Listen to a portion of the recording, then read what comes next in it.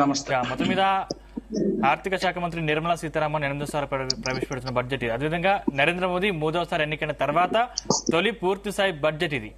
దీంట్లో ముఖ్యంగా బడ్జెట్ వచ్చిందంటే మధ్యతరగతి కుటుంబాలు ఎదురు చూసేది పన్ను సవరణల గురించే.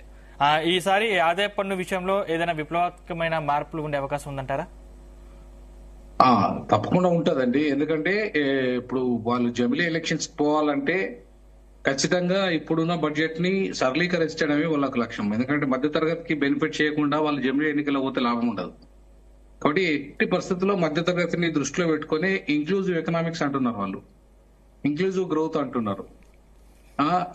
అంటే inclusive economics and inclusive growth లోనే మధ్యతరగతి కాన్సెప్ట్ ఉంటుందండి. అది లేకుండా కేవలము క్యాపిటలిస్ట్ లో మాత్రమే, పెట్టుబడిదారులకు మాత్రమే ఉపయోగపడే విధంగా పన్ను విధానం కానీ, లేదంటే ఆ ట్యాక్స్ వాళ్ళ యొక్క పథకాల విధానాలు కానీ ఉండవు. ఖచ్చితంగా ఇంక్లూజివ్ గ్రోత్ లో ఈ సామాన్యుని దృష్టిలో పెట్టుకుని ఖచ్చితంగా పన్ను విధానం కానీ, పాలసీ విధానం కానీ ఉంటది. అయితే ఇంకా చాలా మార్పులు రావాల్సింది ఏంటంటే, భారతదేశంలో నిన్ననే మాజీ ఆర్బీఐ గవర్నర్ ఒక మాట అన్నారు. ఇప్పుడు ఈ దేశంలో ఉచితాలు అనేటివి పూర్తిగా ఇట్లా ప్రజలని సోమరిపోతుల్లాగా, లేదంటే ప్రజలని ఎప్పుడు పాలకుని మీద ఆధారపడే విధంగా కాకుండా ప్రజలు సస్టైనబుల్ డెవలప్మెంట్ ఆధారంగా వాళ్ళు బతికే విధంగా తయారు చేయాలని చెప్పేసి దానిని కంప్లీట్ గా సమర్థిస్తా. ఎందుకంటే ఇవాళ ఒక వైపేమో ₹1,00,000 కిలో బియ్యం పెట్టి కొనే స్థాయికి కొన్ని కమ్యూనిటీస్ ఎదిగితే, రిచ్ మ్యాన్ ఎదిగితే, అసలు రూపాయికి కిలో బియ్యం కొనే పరిస్థితులలో ఇప్పటికీ ఇంకా సమాజం ₹2 కిలో బియ్యం కొనే పరిస్థితులలో సమాజం ఉంది. అంటే 98% సమాజంలో 50% సమాజము దాని మీదనే ఆధారపడ్డది. అంటే నీ గ్రోత్, ఇంక్లూజివ్ గ్రోత్ అనేది నువ్వు ₹1,00,000 పెట్టి బియ్యం కొనే స్థాయికి, లేదా ₹1,000 పెట్టి బియ్యం కొనే స్థాయికి కొత్త కమ్యూనిటీ ఎదిగితే, నువ్వు ₹2 కిలో బియ్యం స్థాయికి మెజార్టీ ప్రజలు ₹2 కిలో బియ్యం మీద ఆధారపడితే ఈ దేశం అభివృద్ధి చెందినట్లయితే. ఈ గ్రోత్ అనేది ఎప్పుడు కూడా క్యాపిటలిస్ట్ గ్రోత్ మనం చూస్తూ జీడిపిని లెక్కలేస్తున్నాం. Common man growth, capitalist growth కాకుండా కామన్ మ్యాన్ గ్రోత్ తో జీడిపి లెక్కలేయాలి.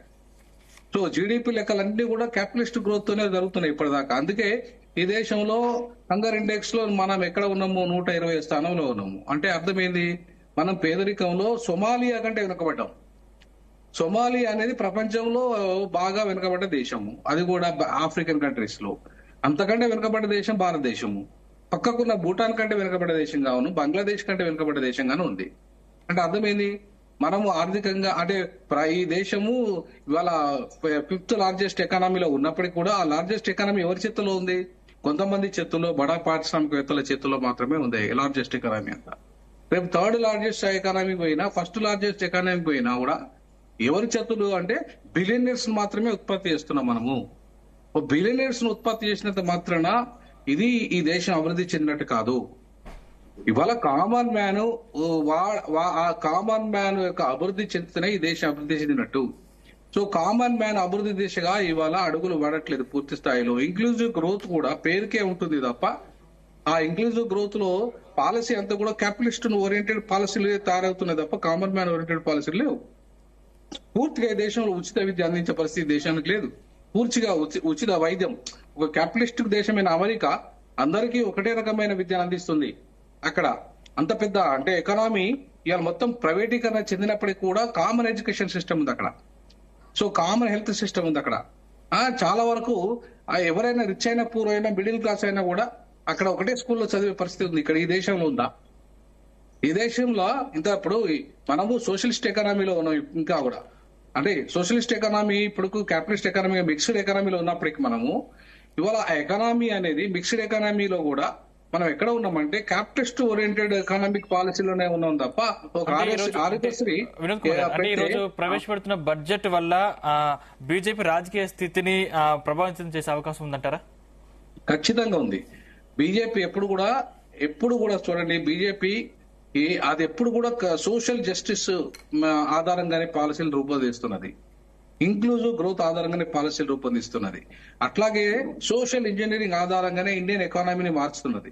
కాకపోతే ఇంకా క్యాపిటలిస్ట్ క్లచెస్ లోనే అది ఉన్నది కాబట్టి దాన్ని పూర్తి స్థాయిలో డెమోక్రటైజ్ చేయట్లేదు. సో భారతదేశ ఆర్థిక వ్యవస్థ ఎప్పుడు డెమోక్రటైజ్ అవుతుందంటే నీకు ట్యాక్స్ విధానాలు ఇంపోజ్ చేసినప్పుడు విపరీతమైన ట్యాక్స్ విధానాలు బాగా డబ్బులు సంపాదించిన వాళ్ళ మీద పెట్టాలి. విపరీతంగా ఎవరైతే డబ్బులు సంపాదిస్తున్నారో వాళ్ళ మీద హైయెస్ట్ ట్యాక్స్ వేయాలి. సో హైయెస్ట్ ట్యాక్స్ వేసినప్పుడు ఏమవుతుందంటే ఆ ఎకానమీ అంతా కూడా వాళ్ళ దగ్గరికి వెళ్ళి కామన్ మ్యాన్ యూజ్ చేసే విధంగా యూజ్ అవుతుంది. ఇవాళ వాళ్ళు సిఎస్ఆర్ పేరు మీద కడుతున్నది ఎంత? సిఎస్ఆర్ పేరు మీద కేవలం 2% మాత్రమే. అది కూడా వాళ్ళు ఏంటంటే దొంగ లెక్కలు చూపెడుతున్నారు, పేపర్ల మీదనే పెడుతున్నారు. కానీ ఎక్కడ కూడా ఆ ప్రజలు కామన్ మ్యాన్ చేరట్లేదు సిఎస్ఆర్ ఫండ్స్. సో కాబట్టి ఇంకా సిఎస్ఆర్ ఫండ్స్ ను ఇంకా పెంచాల్సిన అవసరం ఉంది. దాన్ని మ్యాండేటరీగా చట్టాన్ని రూపొందించాల్సిన అవసరం ఉంది. ఆ మొత్తం ఎవరైతే డబ్బు ఉన్న వాళ్ళు విపరీతమైన రిచ్ దేశంలో ఎవరైతే 2% బాగా ధనవంతులు ఉన్నారో వాళ్ళ మీద హైయెస్ట్ ట్యాక్స్ చేయాల్సిన అవసరం ఉంది. వాళ్ళకి డబ్బులంతా తీసుకోవాల్సిన అవసరం ఉంది. అది కామన్ మ్యాన్ డెవలప్మెంట్ కోసం ఖర్చు పెట్టాల్సిన అవసరం ఉంది. సో ఆ దిశగా పాలసీ మారితే తప్ప, ట్యాక్స్ పాలసీ మారితే తప్ప ఈ దేశం అభివృద్ధి చెందదు. ఎందుకంటే కొంతమంది చేతుల్లో డబ్బంతా ఉంటే మిగతా వాళ్ళ చేతుల్లో డబ్బు లేకపోతే కొనుగోలు శక్తి ఎట్లా పెరుగుతుంది? కామన్ మ్యాన్ కు కొనుగోలు శక్తి పెరగకుండా ఈ దేశంలో జీడీపీ ఎట్లా పెరుగుతుంది? కామన్ మ్యాన్ జీడీపీ ఎట్లా వస్తుంది? కాబట్టి కొనుగోలు శక్తి పెరిగే విధంగా ఆయనకు ఉపాధి కానీ ఉద్యోగ అవకాశం కానీ ఉండాలి. సో మరి అది లేకుండా కొనుగోలు శక్తి ఎట్లా పెరుగుతుంది? సో కాబట్టి కొనుగోలు శక్తి పెరగకుండా కామన్ మ్యాన్ అంతా కూడా ఇంకా పూచితాల మీదనే ఆధారపడితే సో తప్పకుండా ఈ దేశము డెవలప్మెంట్, ఆర్థిక సస్టైనబుల్ ఎకనామికల్ డెవలప్మెంట్ లో ఉండదు. ఎట్టి పరిస్థితుల్లో ద్రవ్యోల్బణం వస్తుంది. కాబట్టి ఆ ద్రవ్యోల్బణం తట్టుకోవాలంటే సస్టైనబుల్ ఎకనామికల్ దిశగా అడుగులు వేయాల్సిన అవసరం ఉంది. పాలసీ విధానాన్ని సంపూర్ణంగా ప్రక్షాళన చేయాల్సిన అవసరం ఉంది. అదే ట్యాక్స్ పాలసీ వెరీ ఇంపార్టెంట్ ఇక్కడ ఈ దేశంలో. ఈ దేశంలో ట్యాక్స్ పాలసీని కనుక నిజంగా బాగా డబ్బున్న వాళ్ళ మీద కనుక ఎక్కువ వేయగలిగితే, ఇంపోజ్ చేయగలిగితే ఖచ్చితంగా ఈ దేశంలో ఆ డబ్బు అనేది పంపిణీ జరిగే అవకాశం ఉంటుంది. కొంతమంది చేతుల్లో ఉండకుండా అది కామన్ మ్యాన్ వచ్చే అవకాశం ఉంటుంది. రైట్. జయప్రసాద్ గారు.